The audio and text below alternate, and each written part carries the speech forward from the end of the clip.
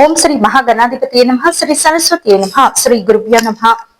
శివపురాణ తప్పకుండా మీ ఖాళీ సమయాల్లో వినేటటువంటి ప్రయత్నం చేయండి. జీవితంలో ఎటువంటి క్లిష్ట సమస్య వచ్చినా నిగూఢమైనటువంటి రహస్యాలు ఏ సందర్భంలో ఎలా ప్రవర్తించాలి, ఎలా బయటపడాలి చక్కగా మనకు చెప్పకనే చెప్తూ ఉంటాయి ఈ పురాణాలన్నీ కూడా. ప్రతి ఇంట్లో కూడా ఇటువంటి భగవద్గీత, శివపురాణం లేదా మరి ఏ ఇతర గ్రంథాలు మీ ఇంట్లో ఉండేటట్టు జాగ్రత్త పడండి. దానివల్ల ఒక తెలియని దైవిక శక్తి అనేది, డివైన్ ప్రొటెక్షన్ అనేది తెలియకుండానే వస్తుంది. శివపురాణం కానీ లేదంటే రామాయణ మహాభారతాలు గాని, భగవద్గీత గాని ఇటువంటివన్నీ కూడా ఉండేటట్టు జాగ్రత్త పడుతూ ఉండండి. మీ ఖాళీ సమయాల్లో 100 పనికిరాని పనులు చేసే బదులు ఒకసారి ఆ పుస్తకము తెరిచి చూడండి. చాలా జీవితానికి నిజంగా ఒక మార్గదర్శి లాగా, ఒక స్నేహితుల్లాగా మనకు హితబోధ చేస్తూ ఉంటాయి. జీవితంలో మంచి స్నేహితుల్ని ఎన్నుకోవాలంటే ఇలా మంచి పుస్తకాల్ని ఎన్నుకుని చూడండి. దానివల్ల నిజంగా మనకేం కావాలో అది తప్పకుండా లభించేటటువంటి ఒక అవకాశం ఉంటుంది. గజాసుర పాలన అనేది మనం తెలుసుకున్నాం కదండి పోయిన భాగంలో. ఇక నారదుని సలహా ఎప్పుడు కూడా చెడ్డవాడిని, నువ్వు చాలా చెడ్డవాడంటే వాడు ఊరుకుంటాడా? తప్పకుండా ఊరుకోడు. కాబట్టి నారదుడు ఇంకా కూడా రేకెత్తిస్తూ ఉన్నాడు. తన విజయ గర్వాన్ని ఏ విధంగా చేస్తున్నాడో చూద్దాము.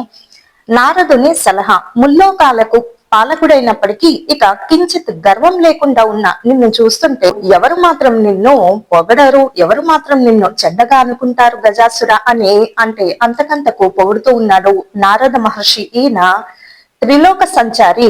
ఎక్కడ వైరం పెట్టాలన్నా, ఎక్కడ లోక కళ్యాణం చేయాలన్నా ఈయన సరైన వ్యక్తి. కాబట్టి అదే కాక ధర్మవర్తనతో పాలన చేసే నీ వంటి రాజుల జోలికి ఎవరు వస్తారు చెప్పండి. కాబట్టి ఇంతకు ముందు కూడా ఎవ్వరూ లేరు నీలా మంచిగా పాలన చేసేవారు, ఇక ముందు కూడా ఎవ్వరు ఉండరు. కాబట్టి నువ్వు చాలా మంచి రాజువి, ప్రజలు ఆమోదింపతగ్గ రాజువి.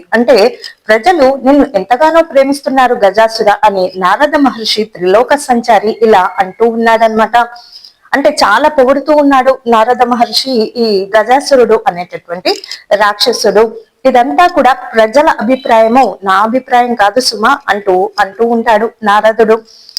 దానికి పొంగిపోతూ ఉంటాడు గజాసురుడు. ఈ రాక్షస ప్రవృత్తి కలిగిన వాళ్ళు ఏంటి చెప్పండి, 100 తప్పులు చేసిన వారి ముందు పొగిడితే ఇట్టే పొంగిపోతూ ఉంటారు. అది రాక్షస ప్రవృత్తి. చేసేది సరైంది కాదని వారికి తెలుసు, అయినప్పటికీ అలా ఉప్పొంగిపోతూ ఉంటారు. మీ వంటి మౌనీశ్వరులు అలా అన్నారంటే ఇందులో ఆవగింజంత అనుమానం కూడా లేదు. కాబట్టి ఇందులో ఎటువంటి అసత్యం కూడా ఉండదు. నా మీద వాత్సల్యంతో, ప్రేమతో మీరు చెప్పదలుచుకున్న సలహా చెప్పండి, తూచా తప్పకుండా నేను మీ మాట పాటిస్తాను, మీ మాట పాటించడానికి ఎంతైనా ప్రయత్నిస్తాను అంటూ ఉంటాడు గజాసురుడు. ఎవరితో అంటున్నాడు? నారద మహర్షితోటి. అందుకు నారదుడు, గజాసుర, నీవు చాలా గొప్ప శివభక్తుడివి కదా, నీకు శివుడంటే వల్లమాలిన ప్రేమ భక్తి అని నాకు తెలుసు. ఆయన నీ ప్రాణం అంటే కూడా అతిశయోక్తి లేదు, అంతగా ప్రేమిస్తావు కదా శివుణ్ణి. ఇంత భక్తి ప్రపత్తులున్న నీ స్వామి ఎక్కడో కైలాసం కొండల్లోనో, అలాగా నువ్వేమో ఇక్కడ భూలోకంలో, ఆయన కైలాసంలో ఉండటము నాకేం నచ్చలేదు. ఇదంతా కూడా రేకెత్తించడం అన్నమాట, రేకెత్తించే ప్రయత్నంలో ఒక భాగము. నీ స్వామిని నీవు ఎప్పుడు కావాలంటే అప్పుడు కలుసుకునేలాగా ఒక ఏర్పాటు చేసుకో. అదేలా స్వామి, ఆయన కైలాసంలోనే ఉంటారు కదా, నేను భూలోకంలో ఉంటాను, మీరు చెప్పింది ఎలా సాధ్యపడుతుంది? వీలుగా నీకు కొలుచుకోవడానికి వీలుగా శివుణ్ణి నీ హృదయ పీఠంలోనే ప్రతిష్ఠించుకో. దేవతలందరినీ కూడా సునాయాసంగా జయించగలిగే నీకు అసాధ్యం అనేది ఉండదు.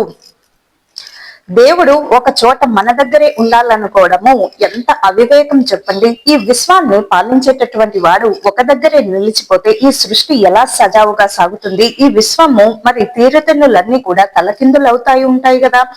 అంత మాత్రం కూడా ఆలోచించకుండా గజాసురుడు చెప్పిందే తడవుగా ప్రయత్నిస్తూ ఉంటాడు. ప్రయత్నాలన్నీ కూడా శివుడే కనుక నీ హృదయ సింహాసనం, హృదయ స్థానంలో నీ హృదయ పీఠంలోనే ప్రతిష్ఠించుకో. నువ్వు ఎప్పుడు కావాలంటే అప్పుడు కొలుచుకునేలాగా వీలుగా ఉంచుకో నీ శివుణ్ణి, నీ దేవుణ్ణి అని అంటాడు నారద మహర్షి.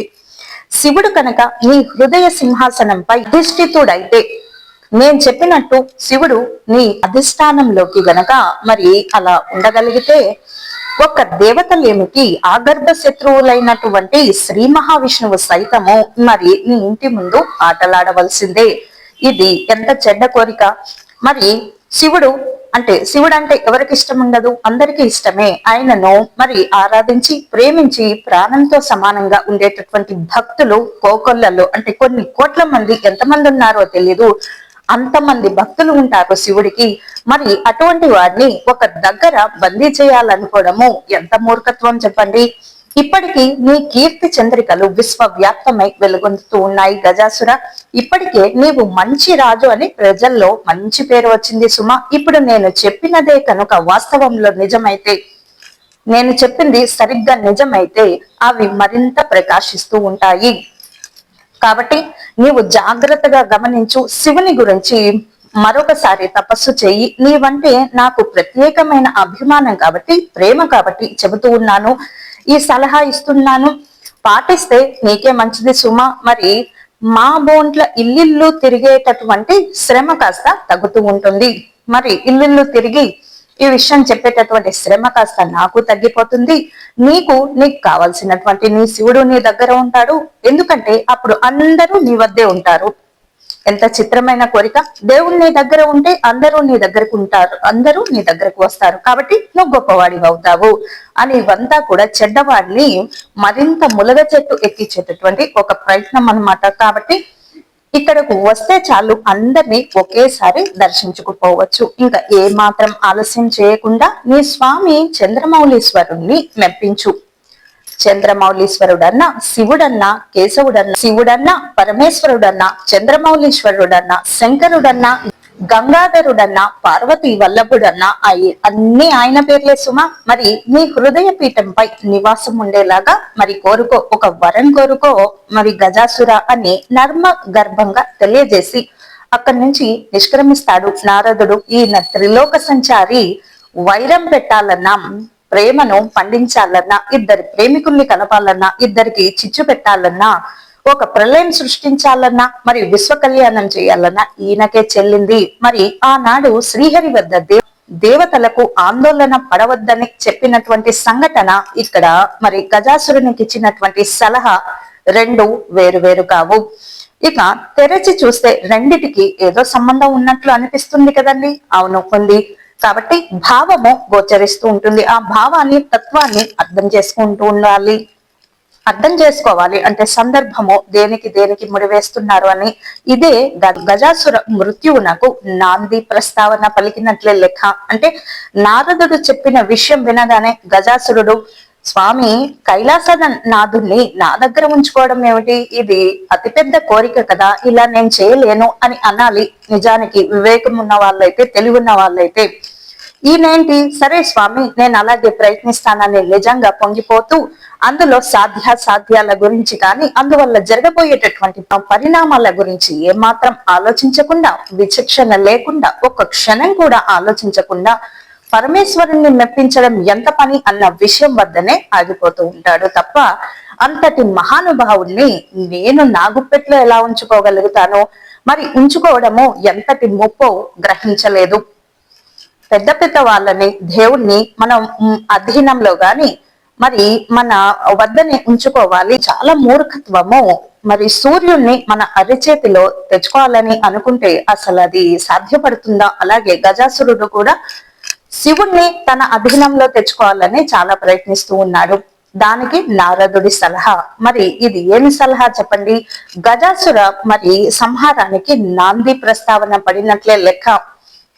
ఎప్పుడు నేరుగా చెడ్డవాడిని నువ్వు ఇది చెయ్యొద్దు అంటే తప్పకుండా వాడు అదే చేస్తాడు. కాబట్టి దాన్ని అటే మరి రేకెత్తించి ముళ్ళ చెట్టు ఎక్కించి అక్కడికి సంహరించడం దేవతల యొక్క ఉద్దేశము. ఈ ఉద్దేశాన్ని నారదుని సలహా మేరకు అంటే అలా చేస్తూ ఉంటాడు గజాసురుడు అనేటటువంటి రాక్షసుడు. మరి ఉదరమే కైలాసము, ఉదరంలో కైలాసనాథుణ్ణి ఉంచుకోవాలనుకోవడము ఇది ఎంత అతిపెద్ద కోరిక చెప్పండి.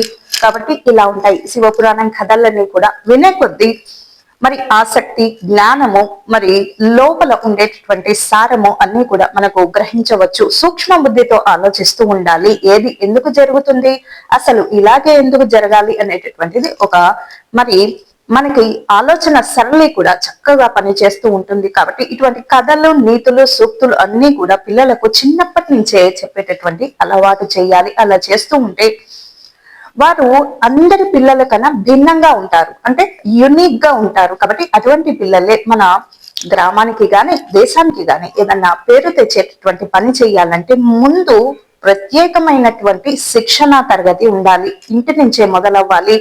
కాబట్టి ఇలా ప్రయత్నించి చూడండి. అన్ని కూడా పిల్లలకు వారి వారి మానసిక స్థితి బట్టి అర్థమయ్యేలాగా చిన్న చిన్న కథల రూపంలో చెప్తూ ఉండండి అని తెలియజేస్తూ నేను మీ అనుపమ. లోక సమస్త సుఖినో భవంతు, సర్వే జన సుఖినో భవంతు. స్వస్తి.